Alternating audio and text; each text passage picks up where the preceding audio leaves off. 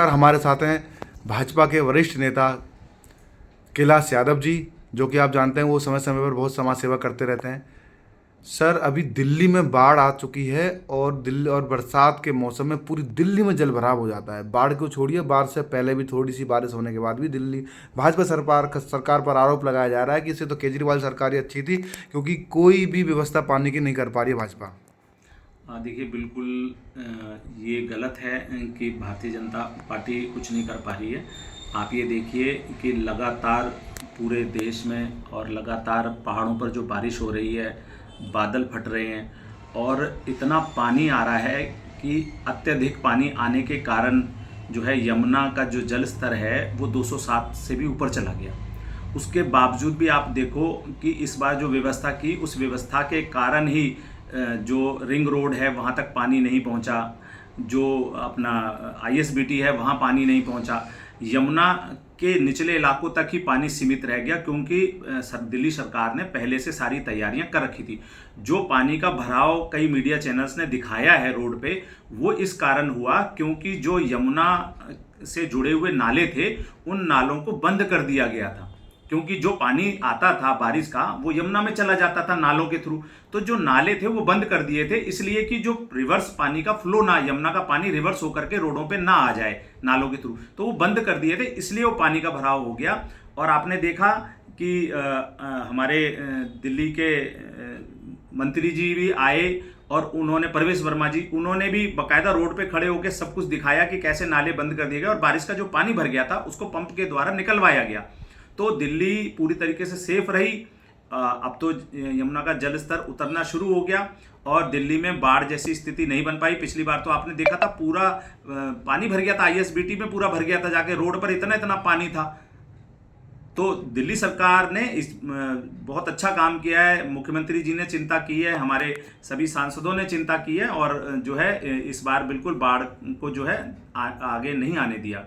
पूरी व्यवस्था प्रॉपर रही और इतनी पिछले के मुकाबले बारिश इतनी ज्यादा हुई, उसके बावजूद भी आप देखो दिल्ली में जल भराव इतना नहीं हुआ। जब बारिश लगातार हो रही होती है तो कुछ समय के लिए भराव होता है, क्योंकि पानी निकलने में समय लगता है। और आप ये भी देखेंगे कि अभी सरकार को बने हुए चंद महीने हुए, इतने जल्दी से क्या सरकार ये ड्रेनेज सिस्टम ठीक कर सकती है? उसको थोड़ा समय चाहिए। ये काम ऐसे होते हैं जो 1 या 2 महीने में नहीं हो सकते, इनको सालों लग जाते हैं ठीक होने में। तो वो सिस्टम को ठीक करने में थोड़ा समय चाहिए। अभी भाजपा सरकार बनी है और अगले 1-2 वर्षों में आप देखेंगे कि बहुत बेहतरीन काम होगा और दिल्ली के लोगों की सुख सुविधाओं के लिए जो भी कार्य होंगे, पानी की जो समस्या थी वो दूर की जाएगी, सीवर की जो समस्या थी वो दूर की जाएगी, ये जल भराव की समस्या है वो दूर की जाएगी। इन सब चीजों पर सरकार का फोकस है और काम करेगी सरकार। अभी तो सरकार जल भराव में बिजी है, लेकिन जनता तो अपने, वो महिलाएं जो अपने 2500 रुपये का इंतजार कर रही हैं, वो तो नहीं कम मिलेगी। उसकी भी योजना पूरी तैयार है।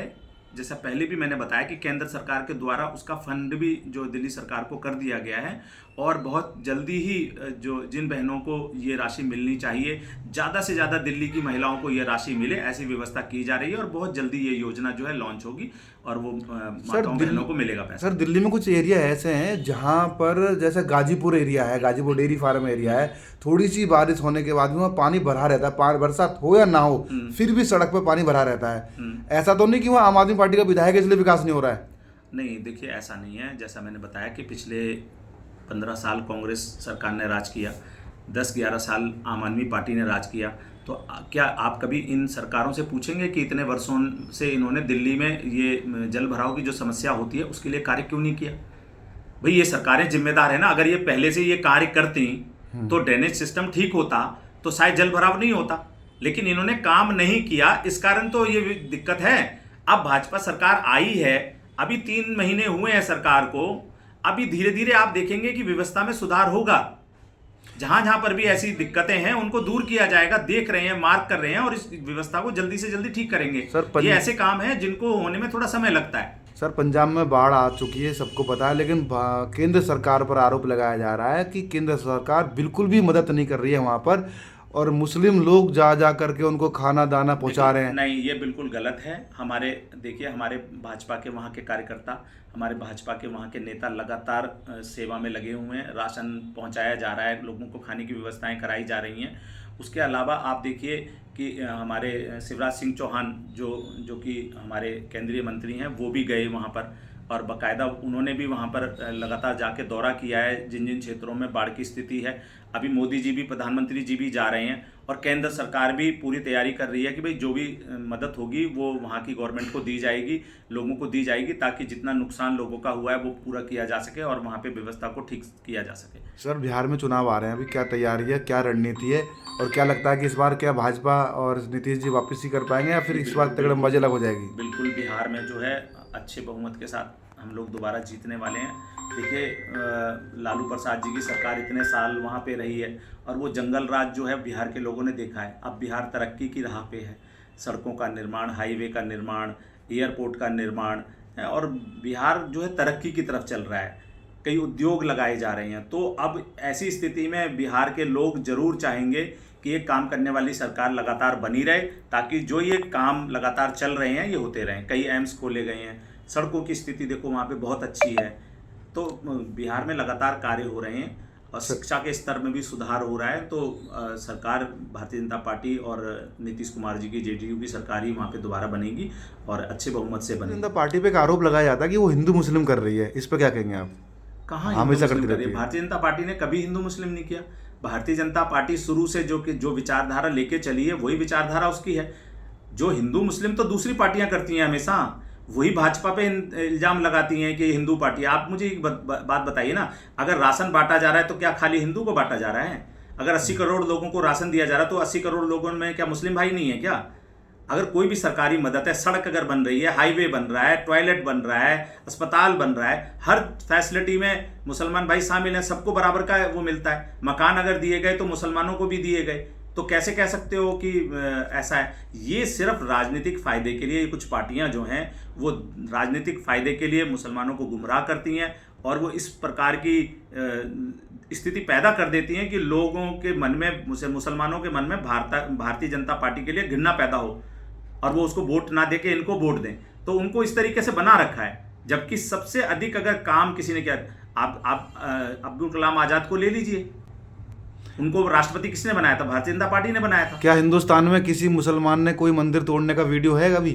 कभी आज तक कभी किसी मुसलमान ने कोई मंदिर तोड़ा है, किसी मंदिर पर आक्रमण किया है? आपको लगता है? मुगले जब हिंदुस्तान में आए थे तो मुगलों ने क्या किया था? मुगलों ने आकर के यहाँ पे सबसे ज़्यादा नुकसान किया है हिंदुओं का। मंदिर तोड़े गए, मंदिर तोड़ के मस्जिद बनाई गई, माताएं बहनों के साथ बलात्कार किए गए, उन राजाओं के राज्यों में हमले कर के जो है उनको मार दिया जाता था, बंदी बना दिया जाता था। अब ये देखो बहुत ही ज़्यादा नुकसान जो मुगलों ने किया इस देश का।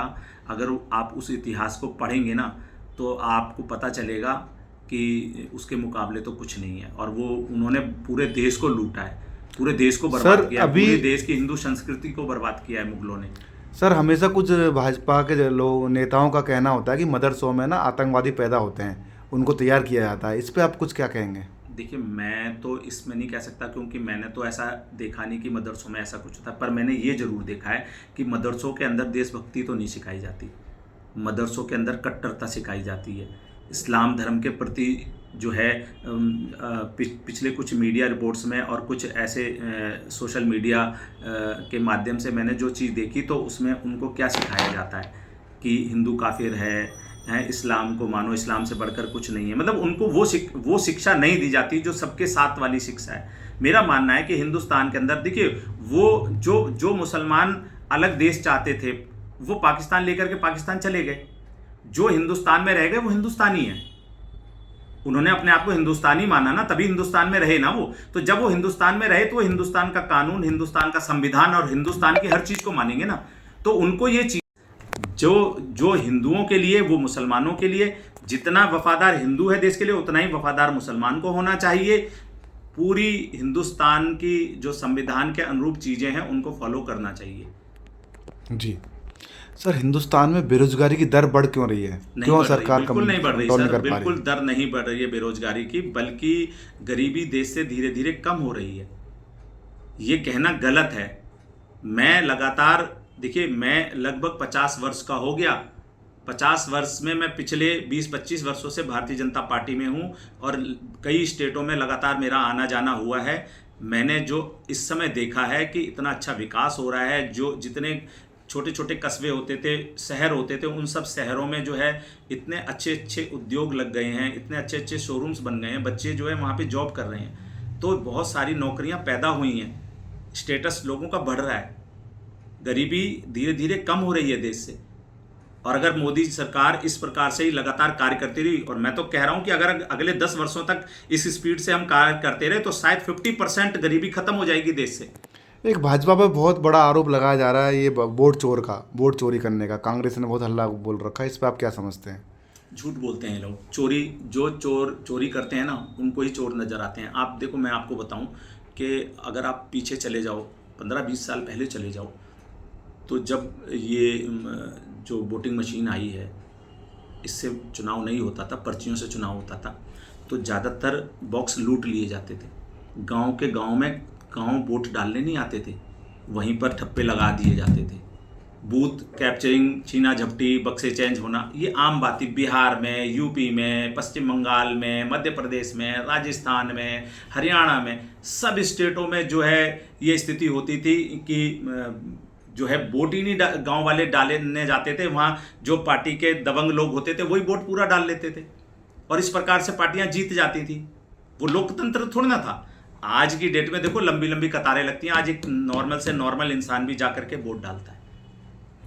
तो व्यवस्था में बहुत अच्छा सुधार हुआ है, लेकिन इन लोगों को दर्द इस बात का है कि जिन लोगों ने 60 या 70 साल देश को लूटा, देश को बर्बाद रखा, आज देश सोने की चिड़िया बन चुका होता, देश वर्ल्ड में नंबर 1 बन चुका होता, सिर्फ इन लोगों के कारण, जिन्होंने देश को लूटा, जिन्होंने देश को विकास की राह पे नहीं लाए, गरीबों के हक को लूटा, इन लोगों के कारण बर्बादी रही। और यही लोग सत्ता में नहीं आ पा रहे हैं, इसलिए गलत और झूठ फैला रहे हैं। जबकि सबसे बड़े वोट चोर तो यही थे। बूथ कैप्चरिंग करना, डब्बे चुराना, बूथों को ना, वोट को ना डालने देना, गांव के गांव वोट नहीं डाल पाते थे, वहां पे ये लोग वोट डाल देते थे खुद। तो चोर तो ये खुद थे। अब तो व्यवस्था में बहुत बड़ा सुधार हुआ है, तो ये कहना बहुत गलत है। भारतीय जनता पार्टी और मोदी जी ने लोगों के दिलों पे राज किया है, और राज करके वो वोट चोर बने, तो ना कि वो वैसे वोट चोर हैं। ये चोर हैं, तो कांग्रेस वाले और बाकी पार्टियों वाले चोर हैं, ये चोरी करके जीतते हैं। क्या आपको नहीं लगता सर, एक तो जो ये बेरोजगारी है जनसंख्या वृद्धि से हो रही है, जनसंख्या के ऊपर कोई कानून आना चाहिए? बहुत बड़ा कारण है जनसंख्या वृद्धि, तो बेरोजगारी का बहुत बड़ा कारण है, वो तो सभी लोग जानते हैं, इसमें कहने की आवश्यकता नहीं है। उसके लिए भी सरकार काम कर रही है लगातार। बेरोजगारी कम हो, इसके लिए सरकार काम कर रही है। देशवासियों को क्या कहना चाहेंगे चलते चलते? मैं तो देशवासियों को यही कहना चाहूँगा कि देखिए, मोदी जी बहुत अच्छा काम कर रहे हैं, और इस काम करने की जो रफ्तार है वो लगातार बनी रहनी चाहिए। चाहे वो धर्म के प्रति हो, चाहे हमारे धार्मिक स्थलों के प्रति हो, चाहे गांव, किसी भी राज्य के गांव हो, गांव तक सड़कें बनाई गई, टॉयलेट बनाए गए, 80 करोड़ लोगों से ज़्यादा लोगों को राशन दिया जा रहा है मुफ्त में, गैस कनेक्शन मुफ्त में दिए जा रहे हैं, आयुष्मान योजना के अंतर्गत इलाज मुफ्त में दिया जा रहा है। अनेकों योजनाएं, धारा 370 हटाई, अनेकों योजनाएं मोदी जी की, जो कि भारतीय लोगों के स्टेटस को में सुधार लाने के लिए शुरू की गई हैं। और जिस स्पीड से वो काम कर रहे हैं, उससे हमारी आगे आने वाली पीढ़ियां बड़ा सुख का अनुभव करेंगी। तो हमारा ये फर्ज बनता है कि अपने हिंदू धर्म के लिए, अपने जो देश की तरक्की के लिए, अपने देश के विकास के लिए इस सरकार को लगातार जिताना है। भारतीय जनता पार्टी और नरेंद्र मोदी जी को लगातार अपना समर्थन देना है, ताकि जो देश जिस तरक्की की राह पे चल रहा है, चलता रहे, आगे आने वाली हमारी पीढ़ी और हमारे बच्चों का भविष्य अच्छा बन सके। धन्यवाद हमसे बात करने के लिए। नमस्कार।